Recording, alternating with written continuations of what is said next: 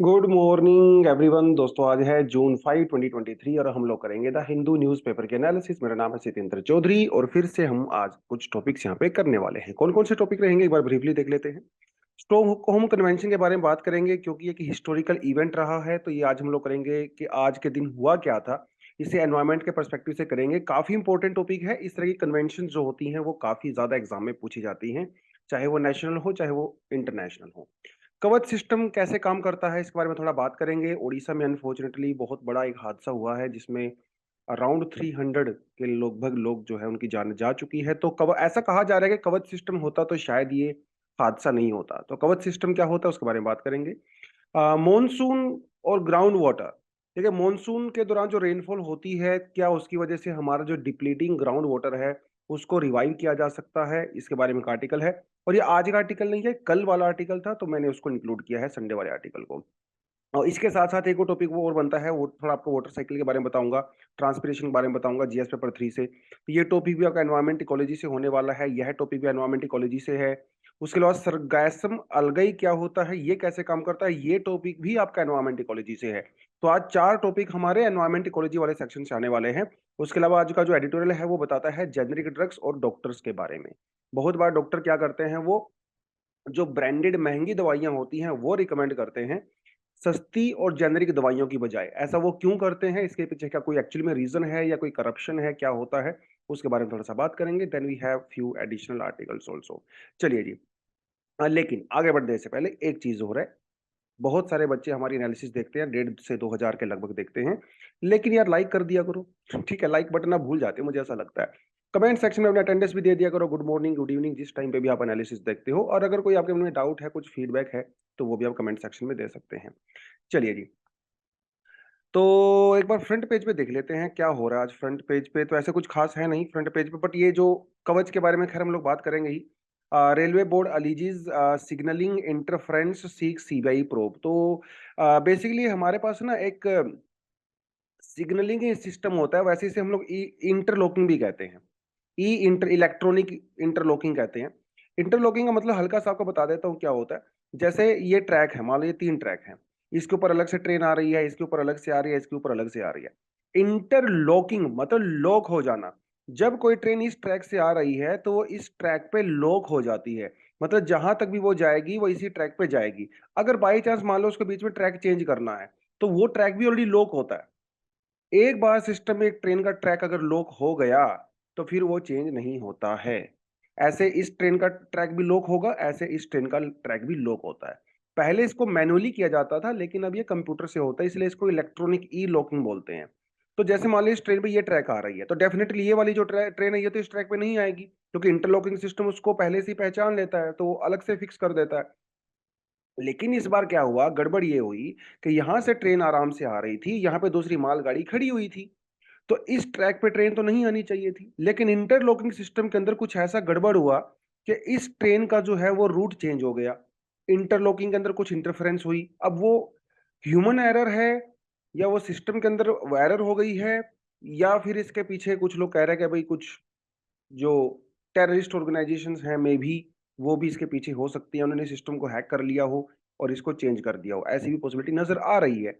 तो इसलिए सीबीआई की डिमांड भी हो रही है ताकि इसकी तहत तक पहुंचा जा सके। तो ये जो ट्रेन आ रही थी, इंटरलॉकिंग सिस्टम में गड़बड़ हुई और इसका ट्रैक चेंज हो गया, और जैसे वो इस ट्रैक पे गई तो इसके ऊपर चढ़ गई और हादसा हो गया। पीछे से एक और ट्रेन आ रही थी, वो ट्रेन वैसे मोस्टली निकल चुकी थी, लास्ट के उसके जो 2 डिब्बे थे वो भी वो उनको नुकसान हुआ। तो यहाँ पे 3 ट्रेन बेसिकली यहाँ पे इन्वॉल्व हो गई हैं, और कहा जा रहा है कि अगर कवच सिस्टम होता तो शायद ये नहीं होता। कवच सिस्टम क्या है ये थोड़ा आपको मैं बताता चलता हूँ कैसे थोड़ा काम करता है। देखिए वैसे कवच का मतलब ही होता है कि भाई सेफ्टी है ना। कवच मतलब एक गार्ड होता है आपके पास। तो आज का जो टेक्स्ट सेक्शन है उसमें कवच के बारे में बताया हुआ है कि कवच कैसे काम करता है। कवच देखिए क्या है, कवच का एक हिंदी का वर्ड है। कवच लिटरली मींस एन आर्मर, जो एक सैनिक जब युद्ध में जाते हैं तो उसके लिए लड़ते हैं। ये एक इंडिजेनस सिस्टम है, ध्यान रखो, ये इंडिया में ही बनाया गया है, हमारा ही देसी डोमेस्टिक सिस्टम है। Indigenous automatic train protection. Automatic train protection है, मतलब इसमें इंसान की कोई जरूरत नहीं होती है, ये मशीन खुद ही अपना काम कर देती है। इसे 2002 के अंदर डेवलप किया गया था, तो बहुत पुराना है, 20-21 साल पुराना है। Research design and the standard organisation के द्वारा। तब से ये डेवलपमेंट हुई है इसकी, तो कई बार इसकी टेस्टिंग वगैरह हो चुकी है। फाइनली 2022 में बजट के अंदर अनाउंस किया गया था आत्मनिर्भर भारत के अंदर में कि हम लोग इस कवच सिस्टम को ऑल ओवर इंडिया जो है वो अप्लाई करेंगे। कुछ जगह पे अप्लाई हो चुका है, कुछ जगह पे इसको अभी तक अप्लाई नहीं किया गया है। खासकर जो सदर्न रेलवेज हैं वहाँ पे इसको अप्लाई किया गया है और प्रायोरिटी के बेसिस पे अप्लाई किया जा रहा है। जो ज़्यादा बिजी ट्रैक्स हैं वहाँ पे इसको पहले किया जाएगा, फिर बाद में दूसरी जगह पे किया जाएगा, तो वो भी यहाँ पे एक है। तो ये क्या करता है, signal is passed at danger when a train passes a stop signal despite not being allowed to do so. अगर मान लो बाई चांस कोई स्टॉप सिग्नल आ गया है, यानी कि रेड सिग्नल आ गया है, रेड सिग्नल के बावजूद भी अगर कोई ट्रेन उस सिग्नल को क्रॉस करती है, तो तुरंत ये कवच सिस्टम एक्टिवेट हो जाता है।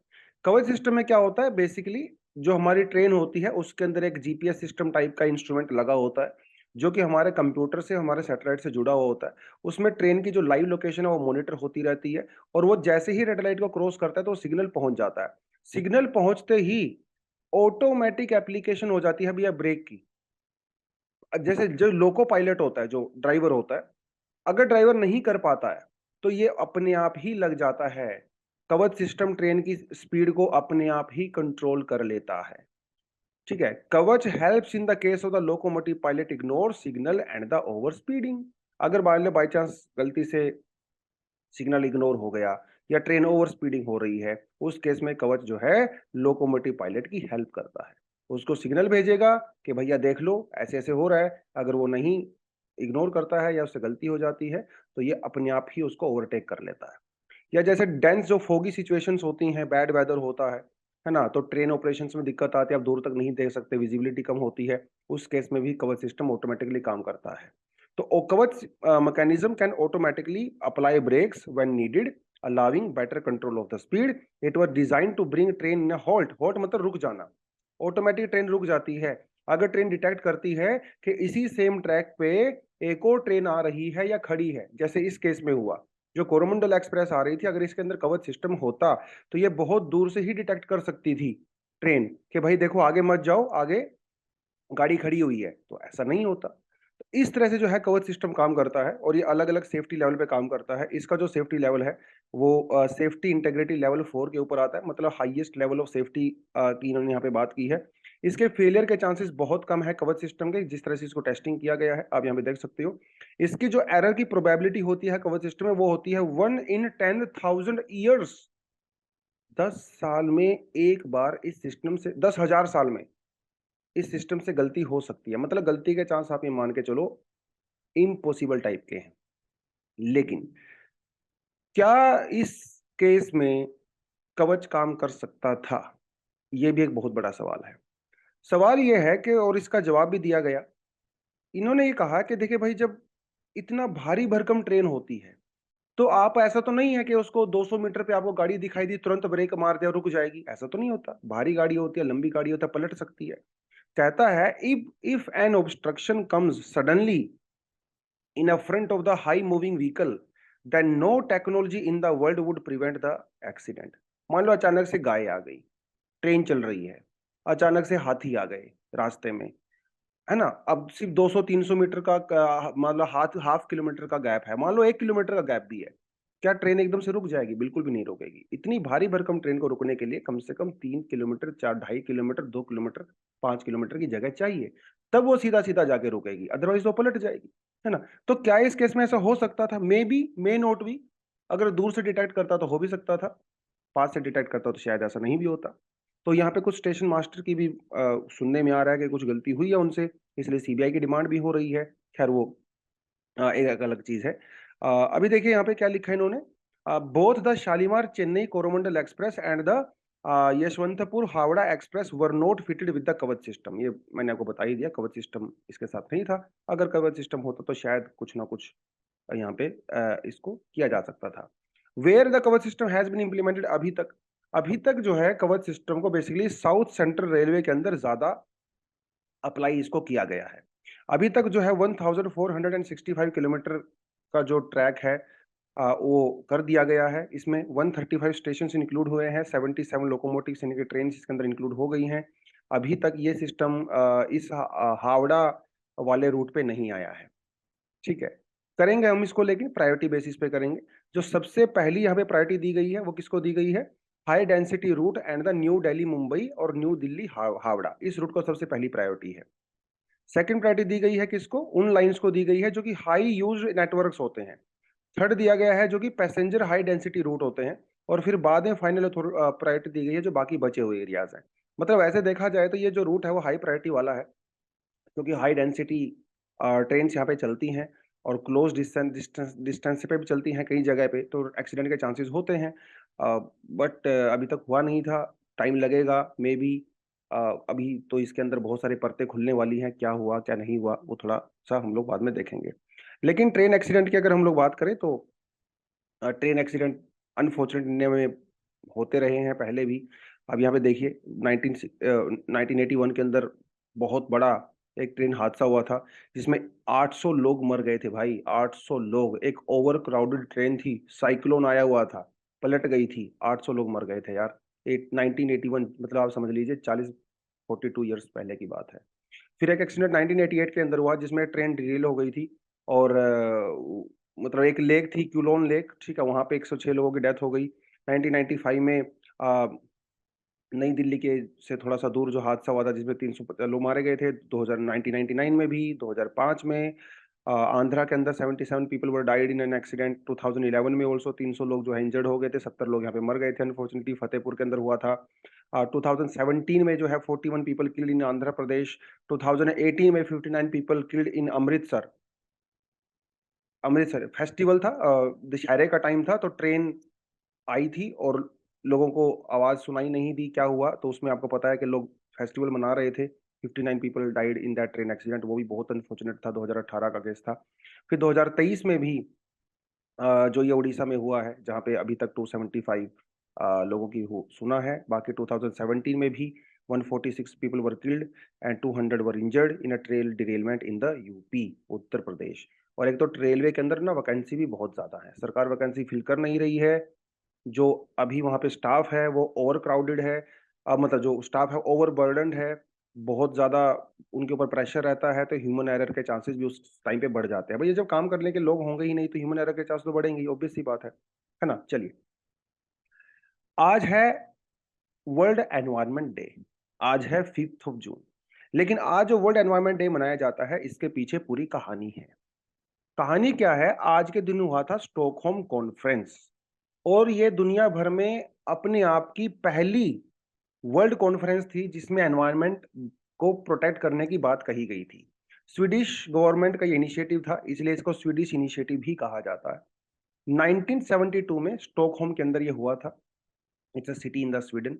तो 5 तारीख से इसकी शुरुआत हुई थी, इसलिए 5 जून को मनाया जाता है वर्ल्ड एनवायरनमेंट डे। और इसी दिन एस्टेब्लिशमेंट हुई थी यूनाइटेड नेशन एनवायरमेंटल प्रोग्राम की भी, यूएनईपी। आपको एक और इंटरेस्टिंग बात बताता चलूं, इस कॉन्फ्रेंस से पहले किसी भी कंट्री के अंदर एनवायरमेंट मिनिस्ट्री नहीं थी। इसके बाद मोस्टली हर कंट्री के अंदर एनवायरमेंट मिनिस्ट्री बनी।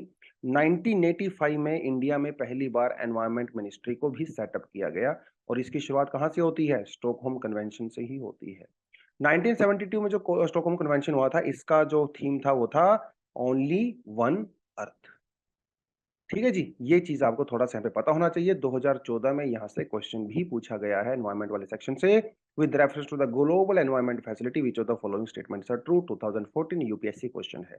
कमेंट सेक्शन में आप इसको आराम से पढ़िए, कमेंट सेक्शन में कमेंट इसका आंसर आप दीजिए। कल भी आपसे क्वेश्चन पूछा गया था, परसों बेसिकली सैटरडे को। ये क्वेश्चन भी 2016 यूपीएससी का ही क्वेश्चन है, जिसमें आपको मैच द फॉलोइंग करना था। अनफॉर्चुनेटली इस बार इस तरह के क्वेश्चन बहुत ही कम आए हैं। बट एनीवेज, तो कुर्द जो है वो भैया बांग्लादेश से बिलोंग नहीं करते हैं। मधेसी यस नेपाल से करते हैं, रोहिंग्या म्यांमार से करते हैं, ये हमें अच्छे से पता है। तो इसका आंसर हो जाता है जी 2 और 3।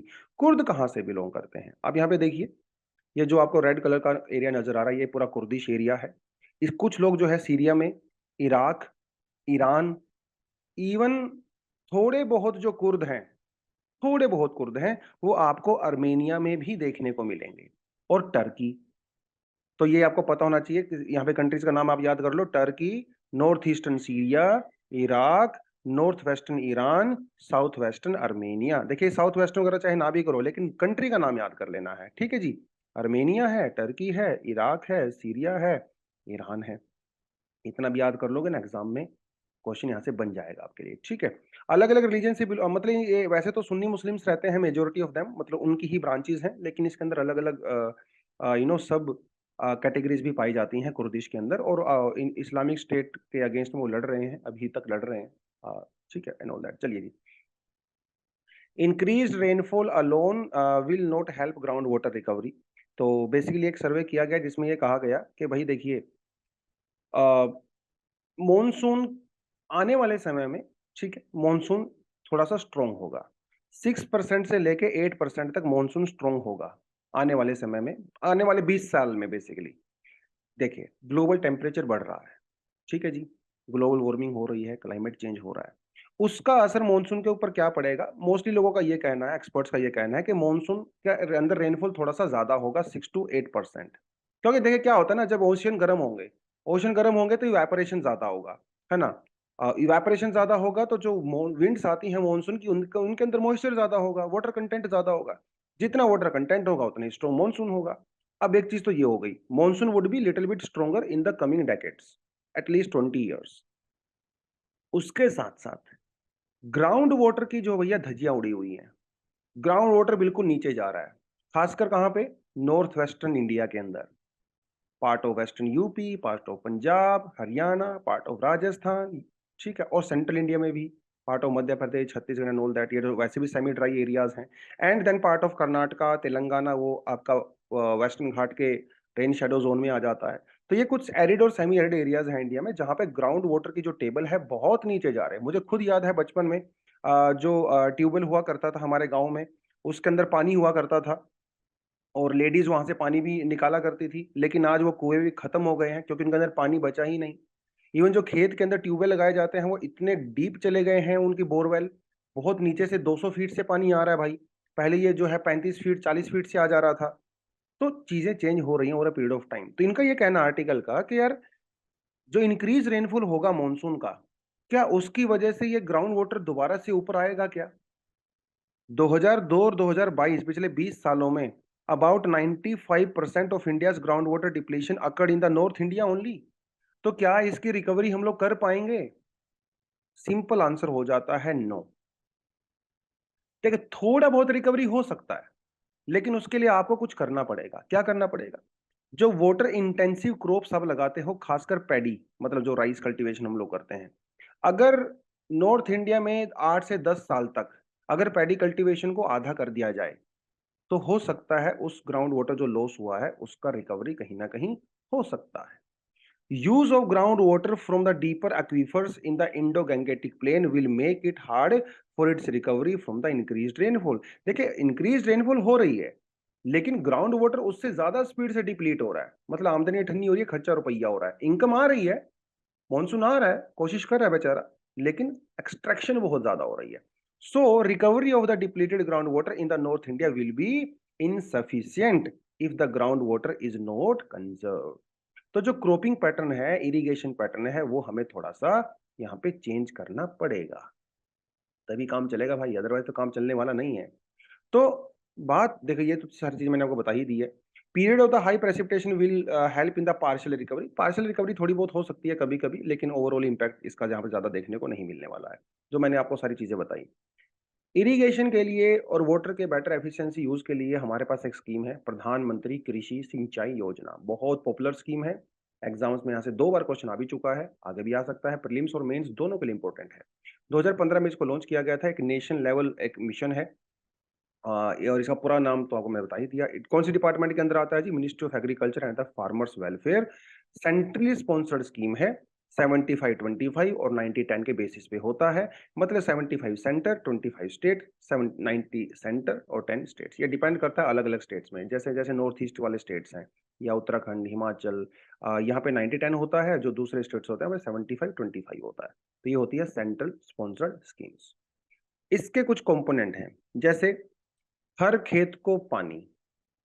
ठीक है, हर खेत को पानी स्कीम के अंदर हम लोग क्या करते हैं?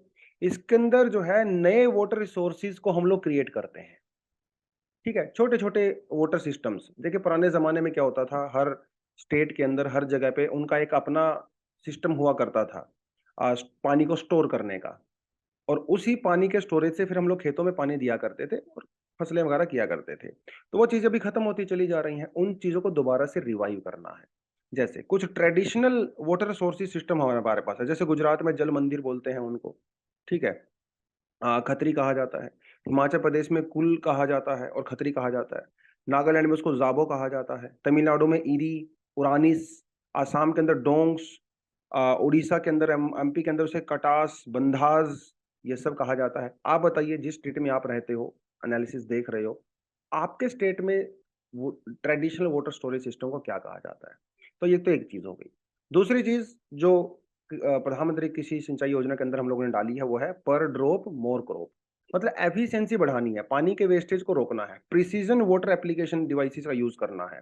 इसमें माइक्रो इरिगेशन प्रोजेक्ट हो गए, जैसे स्प्रिंकलिंग हो गया, या ड्रॉप इरिगेशन हो गया, वो सब यूज़ किया जाता है ताकि पानी का वेस्टेज कम से कम हो। फिर हमारे पास जो है वाटरशेड डेवलपमेंट आता है, जिसमें जो जो रिवर होती है और उसकी जो ट्रिब्यूटरीज वगैरह होती हैं, वो पूरे एरिया को जो हम लोगों ने सही करना है, लीकेज वगैरह को रोकना है। तो ये इसके अंदर किया गया था। इसी से रिगार्डिंग एक और चीज़ आती है, evapotranspiration. First part of the cycle moving water from the terrestrial surface to the air. देखिए, जब हम लोग ग्लोबल वार्मिंग की बात करते हैं, तो हम लोग किस चीज़ की बात करते हैं? इवेपोरेशन की बात करते हैं। लेकिन जैसे-जैसे ग्लोबल टेम्परेचर बढ़ता है, तो ट्रांसपिरेशन भी बढ़ता है। आप सबको पता ही है कि जो हमारे पेड़-पौधे होते हैं, इनके पत्तों से पानी निकलता है ना? उसे बोलते हैं ट्रांसपिरेशन। क्या बोलते हैं जी? तो जैसे ग्लोबल वार्मिंग बढ़ता है, पानी का लॉस भी बढ़ता है। आप सोच के देखिए, जितनी ज़्यादा गर्मी होगी, आप उतना ही ज़्यादा पियोगे पानी, कंज़्यूम करोगे, उतना ही ज़्यादा को पसीना आएगा, मतलब लॉस भी करोगे। ऐसा पौधों के साथ भी होता है। जितनी गर्मी बढ़ेगी, वो उतना ही सॉइल से वाटर को कंज़्यूम करेंगे, लेंगे, और उतना ही ज़्यादा फिर रिलीज़ भी करेंगे। तो जैसे-जैसे ग्लोबल वार्मिंग बढ़ेगा, तो इवेपोट्रांसपिरेशन भी इंक्रीज़ होगा। इससे क्या होगा? इससे वाटर लॉस होगा, सोइल के अंदर वाटर लॉस होगा, इससे एग्रीकल्चर के ऊपर नेगेटिव इम्पैक्ट पड़ेगा। इवेपोट्रांसपिरेशन 2 वर्ड से मिलके बना है, एक है इवेपोरेशन और दूसरा है ट्रांसपिरेशन। इवेपोरेशन तो आप समझ ही गए होंगे, हमारी जो लेक्स होती हैं, वाटर बॉडीज़ होती हैं, हमारी जो सोइल होती है, उससे वाटर इवेपोरेट होता है, और ये ट्रांसपिरेशन मतलब पेड़-पौधों से। तो इवेपोट्रांसपिरेशन बेसिकली 2 चीज़ों का यहाँ पे कॉम्बिनेशन ये बनता है, और ये हमारे पूरे वाटर साइकिल का पार्ट है। Evapotranspiration is the first part of the water cycle. Cycle तो समझ ही गए होंगे आप। एक चीज़ जहाँ से जाती है, लौट के वहीं पे वापस आ जाती है, इसे साइकिल कहते हैं। तो ऐसे ही हमारे पास एक वाटर साइकिल भी होता है। देखो, इवेपोट्रांसपिरेशन समझ गए होंगे ना? इवेपोरेशन होता है, पेड़-पौधे से ट्रांसपिरेशन होता है, ये वाटर वेपर जो है वो हवा में जाते हैं, ऊपर जाते हैं, कंडेंसेशन होता है, बादल होते हैं, बारिश होती है। और यही हमारा वाटर साइकिल का भी पार्ट होता है। वाटर साइकिल मीन्स इवेपोरेशन होगा, पानी उड़ेगा, ऊपर जाएगा, बादल बनेंगे। पेड़-पौधों से भी ट्रांसपिरेशन होगा, ऊपर जाएगा, बादल बनेंगे। हमारे जो आइस कवर्ड पीक्स होती हैं, जो आइस होता है हमारा, हाई हिमालयन माउंटेन्स वगैरह पे, उसका सब्लिमेशन होगा, और वो भी ऊपर जाएगा, इससे बनेंगे क्लाउड। क्लाउड से फिर क्या होगा? रेनफॉल होगा, अलग-अलग तरह का। रेनफॉल होगा तो वो जो वाटर है, हमारे ग्राउंड वाटर के अंदर चला जाएगा, या फिर हमारी लेक्स में चला जाएगा, रिवर्स में चला जाएगा। यहाँ से फिर से यही सेम प्रोसेस होगी, फिर से वाटर जाएगा। तो साइकिल चलता रहता है, चलता रहता है, चलता रहता है। क्योंकि एब्सोल्यूट टर्म में वाटर का लॉस नहीं होता। ऐसा तो नहीं है कि भैया वाटर जो हमारी धरती को छोड़ के, अर्थ को छोड़ के स्पेस में चला जाएगा, ऐसा तो नहीं होता है। यहीं घूमता रहता है, कहीं पे कम हो गया, कभी ज़्यादा हो गया। तो इसे वाटर साइकिल कहते हैं, ठीक है? और ट्रांसपिरेशन इसकी पहली स्टेज होती है, इवेपोट्रांसपिरेशन। उसके बाद सारी स्टेज आती है, कंडेंसेशन, प्रेसिपिटेशन, वो लेटर स्टेज है। तो एग्ज़ाम में ये भी आपसे पूछ सकता है वो क्वेश्चन, ठीक है? बस पहली स्टेज क्या होती है वाटर साइकिल की? इवेपोट्रांसपिरेशन। ठीक है, चलिए। यहाँ पे एक और इकोलॉजी से क्वेश्चन बनता है। देखिए, ये मेक्सिको की एक बीच की फोटो इन्होंने यहाँ पे लिया है, और कैनकुन के अंदर, बेसिकली कैनकुन, ठीक है? कैनकुन अगर आपको याद हो, कैनकुन के अंदर क्या हुआ था? ग्लोबल एनवायरनमेंट ग्रीन फंड हम लोगों ने वहाँ पे बनाया था कैनकुन के अंदर, जब कॉन्फ्रेंस ऑफ पार्टीज हुई थी। तो यहाँ पे ये आप देख सकते हो ना, ये थोड़ा सा गोल्डन ब्राउन कलर का जो नजर आ रहा है, ये अलगे है, अलगे। इसे कहा जाता है सरगैसम अलगे, और बहुत ज्यादा मात्रा में वहां पे हो गया है। हुआ क्या, जब अलगे इतनी मात्रा में हो गया, तो भैया बैक्टीरिया भी आ गए, इसका डिकम्पोजिशन हुआ, बदबू फैल गई। वैसे कैनकुन ना एक बहुत बड़ा टूरिस्ट एरिया है, बहुत दुनिया भर से लोग यहाँ पे आते हैं, लेकिन इस बार इतना बदबू हो गया है वहां पे, तो आ ही नहीं रहे हैं टूरिस्ट लोग, ठीक है? तो ये है सरगैसम अलगे। कहीं भी हो सकता है, मेक्सिको के अंदर ये थोड़ी-सी इस बार ज़्यादा हो गया। देखिए, ये बनता है आपका सरगैसो सी। आपने अपना अगर एनसीईआरटी वगैरह पढ़ी हो, उसमें आपने ज्योग्राफी में ओशन करंट्स वगैरह के बारे में पढ़ा होगा। ये हमारा इधर गल्फ स्ट्रीम आता है, नॉर्थ अटलांटिक करंट आता है, इधर कैनरी करंट है जो कोल्ड करंट है, नीचे हमारा नॉर्थ इक्वेटोरियल करंट है और साउथ इक्वेटोरियल करंट्स वगैरह वो सब आते हैं। तो इनके बीच में बनता है Sargasso Sea. Sargasso see basically इसी अलगी के नाम पे दिया गया है, सरगैसम अलगे की जिसकी मैं बात कर रहा हूँ। और ये है देखिए इधर अपना गल्फ ऑफ मैक्सिको। तो ये जो सरगासम जो अलगे है, कभी-कभी वो मैक्सिकन बीच के ऊपर आ जाता है, जैसा ऊपर आया हुआ है। तो 2-4 डिटेल आपको पता होनी चाहिए, एग्ज़ाम में इस तरह के क्वेश्चन डेफिनिटली वो पूछता है। तो इसे सरगासम सीवीड भी कहते हैं, सिंपली आप इसे सरगासम भी कह सकते हो। ये फ्लोटिंग होता है, मतलब ये है कि इसकी जो जड़ें होती हैं, वो नहीं होती हैं, ये पानी के ऊपर फ्लोट करता है। ये गोल्डन से लेके डार्क ग्रीन कलर तक का भी हो सकता है। यूजुअली कहाँ पे मिलता है? जैसा कि आप लोगों ने यहाँ पे देख ही लिया है। Gulf of Mexico, Caribbean Sea and some part of Indian and the Pacific Ocean also यहाँ पे ये पाया जाता है। It lives and the floats in the open ocean rather than attaching itself to the sea bed. हमें पता है जैसे आपको सी बेड से अटैच नहीं करता है, रूट्स वगैरह से कुछ नहीं होते, फ्लोट करता रहता है। तो जिस तरफ की हवा चलती है, करंट होता है, उसके साथ ये चला जाता है। जो हमारी यंग फिश होती हैं, टर्टल्स वगैरह होते हैं, उनको इसमें बेनिफिट मिलता है क्योंकि वो इसे एज ए फूड भी कंज्यूम कर सकते हैं। लेकिन कभी-कभी बहुत ज़्यादा इनकी ग्रोथ हो जाती है, जिसे हम लोग ब्लूम बोलते हैं, अलगे ब्लूम। अगर आपने पढ़ा हो वो टॉपिक है ना, क्यों होता है यूजुअली अल्गर ब्लूम? हालाँकि जो ओशंस के अंदर अल्गर ब्लूम होता है उसका हमारे कोई ख़ास रीज़न पता नहीं है अभी तक, लेकिन ऐसा माना जाता है कि ये इसलिए होता है क्योंकि न्यूट्रिएंट्स की ओवर सप्लाई हो जाती है। तो जिसकी वज़ह से इनकी एक बहुत ज़्यादा ग्रोथ हो जाती है। अलग-अलग ब्लूम जिसे यूट्रोफिकेशन कहते हैं, हमारी लेक्स के अंदर काफ़ी एक इम्पोर्टेंट फिनोमेना देखा जाता है। उसके अलावा और भी बहुत सारे फैक्टर इम्पैक्ट करते हैं, जैसे nutrient availability, water temperature, ocean currents, change in the ocean chemistry, salinity वगैरह वो सब इसके अंदर में आता है। हाँ, और जब ये डिकम्पोज़िशन होता है बैक्टीरिया वगैरह इसको मतलब सड़ा देते हैं, डिकम्पोज़िशन करते हैं, तो एक गैस निकलती है जिसे हाइड्रोजन सल्फाइड कहा जाता है और भाई ये बहुत ही ज़्यादा बदबूदार होती है, ठीक है? और ह्यूमन हेल्थ के लिए तो ख़ैर खतरनाक होती है, टूरिज़्म एक्टिविटी को भी इम्पैक्ट करती है। हाइड्रोजन सल्फाइड, आप जब फार्ट करते हो उसके अंदर भी हाइड्रोजन सल्फाइड निकलता है जिससे बदबू आती है, ठीक है? वो इसके अंदर भी होता है तो वो थोड़ा-सा आपको पता होना चाहिए। हाँ, एक आपका डिटेल कराऊँगा, एडिटोरियल से पहले थोड़ा आपको बताता चलूँ कि हमारा जो करंट अफेयर का कोर्स है आप उसको जॉइन कर सकते हो। ये जो कोड आपको क्यूआर दिया हुआ है, आप इसे स्कैन करिए, एससी 1000 वहाँ पे डालिए, आपको डिस्काउंट मिलेगा ₹1000 का और ये कोर्स मेरे द्वारा ही करवाया जाता है हर सैटरडे को। पूरे वीकेंड की करंट अफेयर हम लोग कवर करते हैं। फाउंडेशन कोर्स के बारे में आपको बता दूँ, फाउंडेशन कोर्स हमारा बहुत जल्दी लॉन्च होने वाला है। जॉइन करना है तो ये व्हाट्सएप नंबर आपको दिया हुआ है, आप हमारी वेबसाइट पे जाके विज़िट कर सकते हो, सारे कोर्सेज़ वगैरह को देख सकते हो, तो पूरे प्रॉपर तरीके से आपका कोर्स कवर करवाया जाता है। चलिए जी, ये हम लोगों ने कर लिया है, ये yes this is also done. हाँ, अब बढ़ते हैं आज के एडिटोरियल के ऊपर। Spare the road and change the law किस कॉन्टेक्स्ट में दिया गया है? देखिए डॉक्टर साहब हैं दोनों और इन्होंने आर्टिकल लिखा है। क्या कॉन्टेक्स्ट है? कॉन्टेक्स्ट ये है कि director general of health service DGHS ने अभी एक गाइडलाइन इश्यू की हैं सभी हॉस्पिटल्स को, ठीक है? गवर्नमेंट हॉस्पिटल को बेसिकली, प्राइवेट वालों को नहीं। उन्होंने गाइडलाइन इश्यू करी हैं और उनको ये कहा है कि कोई भी डॉक्टर ब्रांडेड ड्रग्स ड्रग्स को रिकमेंड नहीं करेगा, वो जेनेरिक मेडिसिन को ही रिकमेंड करेगा। अगर वो ऐसा करते हैं तो ठीक है, अगर नहीं करते हैं तो उनके ऊपर फर्दर एक्शन लिया जा सकता है। मतलब एक तरह से एक धमकी भी दे दिया उनको कि सभी लोग जेनेरिक दवाइयों को रिकमेंड करें, ब्रांडेड दवाइयों को रिकमेंड मत करें। ब्रांडेड दवाइयाँ जैसे मतलब सिप्ला, फाइज़र, ये सन फार्मा, है ना? वो ब्रांडेड महँगी आती है ना भाई वो वाली, Reddy and all that. Generic हमारी सब सस्ती आती हैं। रेड्डी तो आई थिंक जनरल ही है वो, पता generic I don't know much idea. But जो महँगी दवाइयाँ होती हैं बेसिकली, ऐसा क्यों कहा गया सरकार के द्वारा? या फिर लोग जनरली क्या सोचते हैं उन दवाइयों के बारे में? देखिए, एक ऐसा परसेप्शन बना हुआ है सरकार के मन में भी कि जो डॉक्टर्स होते हैं ना, वो फार्मास्यूटिकल इंडस्ट्री के साथ मिलके करप्शन करते हैं। शायद उनको कुछ कंपनसेशन मिलता होगा, उनको एक बेनिफिट मिलता होगा इन ड्रग फार्मा कंपनी से, प्राइवेट वाली से, ब्रांडेड से, इसीलिए उनको रिकमेंड करते हैं। अब मान लो जेनेरिक दवाई आती है ₹50 की, वही ब्रांडेड दवाई आ रही है ₹500 की। ₹50 वाली में डॉक्टर को कोई कमीशन नहीं है, 500 वाली में डॉक्टर को अगर 10% का कमीशन है तो ₹50 डॉक्टर के बन गए, ऐसा माना जाता है। अब ऐसा है कि नहीं वो एक अलग बात है। तो ये जो गाइडलाइंस आई हैं इससे सरकार ने इसीलिए दिया है ताकि जो मार्केट में चीपेस्ट सबसे सस्ती दवाई अवेलेबल है वो पेशेंट को मिले और उसका पैसा जो है वो सेव हो जाए, ज्यादा एक्सपेंसिव ब्रांडेड दवाइयां वो ना खरीदें। ये सरकार का बेसिकली यहाँ पे मोटा मोटा सा मोटिव है। लेकिन यार इसमें सिर्फ डॉक्टर को फायदा थोड़ी है, हम लोग सारा ब्लेम डॉक्टर को क्यों कर रहे हैं? जो फार्मासिस्ट होते हैं, जो केमिस्ट की शॉप चलाते हैं, उनको भी तो बेनिफिट है ब्रांडेड दवाइयां बेचने से, उनका भी तो मार्जिन बढ़ेगा ना। उनको 50 रुपए वाली दवाई पे क्या ही बच रहा होगा, 2 रुपए। 500 रुपए वाली दवाई में इनको जो है 50 रुपए का सेविंग हो रही है। तो सिर्फ डॉक्टर को यहाँ पे ब्लेम करना ही सही नहीं है, कहीं ना कहीं फार्मासिस्ट भी। लेकिन डॉक्टर ऐसा करते क्यों है, उसका सही रीजन क्या है? क्या ये उसका सही रीजन है? नो, ये उसका सही रीजन नहीं है। सही रीजन है क्वालिटी। जेनरिक दवाइयों की क्वालिटी के ऊपर क्या हम लोग भरोसा कर सकते हैं क्या?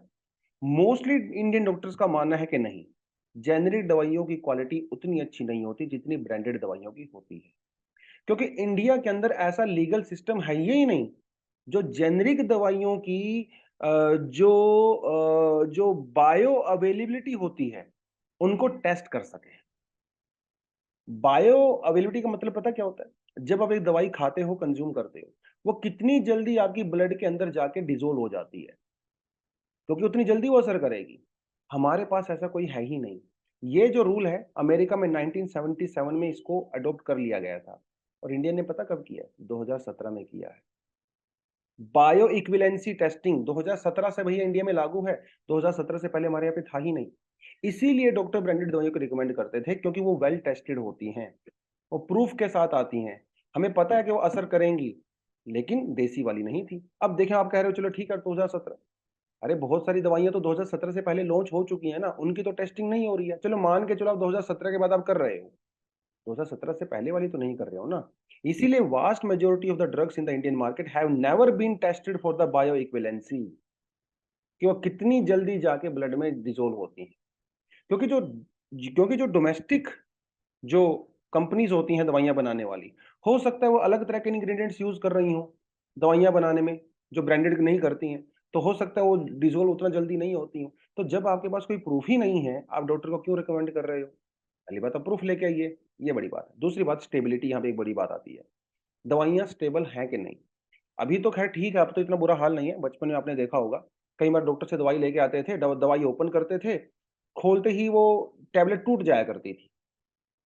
कभी कभी उसके अंदर मॉइस्चर हुआ करता था दवाई के अंदर, है ना, वो पिघल जाया करती थी, मॉइस्चर के उसकी दवाई निकल जाया करती थी। तो स्टेबिलिटी नहीं है। ये भी एक बहुत बड़ा चैलेंज है देसी दवाइयों में, that manufacturing any drug is ensure that it remain stable through different humidity and heat. पता लगे भैया ज्यादा ह्यूमिडिटी होगी, दवाई पिघल गई, ऐसा हो सकता है। कई बार कलर छूट जाता है, आपकी जो दवाइयाँ लिक्विड फॉर्म में होती हैं उनका कलर निकल जाता है कई बार, है ना, उसके अंदर का जो लिक्विड होता है, जो पार्टिकुलेट मैटर होता है, वो साफ साफ नजर आने लगता है। तो स्टेबिलिटी वाली भी प्रॉब्लम यहाँ पे है। तो क्या इसके लिए इंडिया में कोई कानून है? ये कानून सिर्फ 2018 में मैंडेटरी हुआ है दवाइयों की स्टेबिलिटी को लेके, और इसके लिए भी बहुत माथापच्ची करनी पड़ी सरकार को। फार्मास्यूटिकल कंपनी करने ही नहीं दे रही थी सरकार को ये स्टेबिलिटी वाला, लेकिन भाई चलो मान लो हो गया, लेकिन 2018 से पहले की दवाइयों का तो कोई हमारे पास स्टेबिलिटी टेस्ट नहीं है। इसीलिए डॉक्टर जेनेरिक दवाइयों के बजाय ब्रांडेड दवाइयां रिकमेंड करते हैं, क्योंकि जेनेरिक दवाइयों की स्टेबिलिटी और उनकी क्वालिटी कि ना, हमारे पास कोई ऐसे मैंडेटरी कानून नहीं है, अगर है तो बहुत रीसेंट है, नए हैं, दवाइयां मोस्टली जो है वो पुरानी है। ये रीजन इन्होंने यहाँ पे बताया है। इसका क्या वे फॉरवर्ड हो सकता है? वे फॉरवर्ड यही हो सकता है कि भाई सरकार जो है अपनी तरफ से डिसीजन ना ले, जो डॉक्टर्स वगैरह होते हैं उनके साथ कॉन्फिडेंस बिल्डिंग करें, ठीक है, पब्लिक इंटरेस्ट के बेसिस पे आप सारे स्टेक होल्डर्स को साथ लेके चले। उसमें फार्मास्यूटिकल कंपनी भी है, उसके अंदर डॉक्टर्स भी हैं, जो दवाइयों की पैकेजिंग वगैरह होती है वो प्रॉपर तरीके से हो, सरकार बढ़िया रूल्स एंड रेगुलेशंस लेके आए, तब आप इस चीज़ों को काम करिए। डॉक्टर को ऐसे जो है थ्रेट करने का कोई खास बेनिफिट होने वाला नहीं है। तो ये थोड़ी सी चीज़ें आपको पता होनी चाहिए, ठीक है, चलिए जी। हाँ, 1-2 एडिशनल आर्टिकल हैं, आपका मन करे तो आप इसको भी पढ़ सकते हो। वैसे मैंने सोचा था मैं जीनोम सीक्वेंस वाला आपको करवाऊँ, लेकिन जीनोम सीक्वेंस हम लोग लास्ट मंथ में 3-4 बार कर चुके हैं, तो फिर मैंने इसको थोड़ा ड्रॉप कर दिया, थोड़ी टाइम की कमी भी थी। बट अगर आप पढ़ना चाहो तो इसको पढ़ सकते हो, चाइना वाले कभी तो ना पढ़ना चाहो पढ़ सकते हो, ये भी पढ़ना चाहो तो पढ़ सकते हो। ये हमारे एडिशनल आर्टिकल्स हैं बच्चों, तो आज इतना ही करेंगे। Thank you very much, all the best, जय हिंद।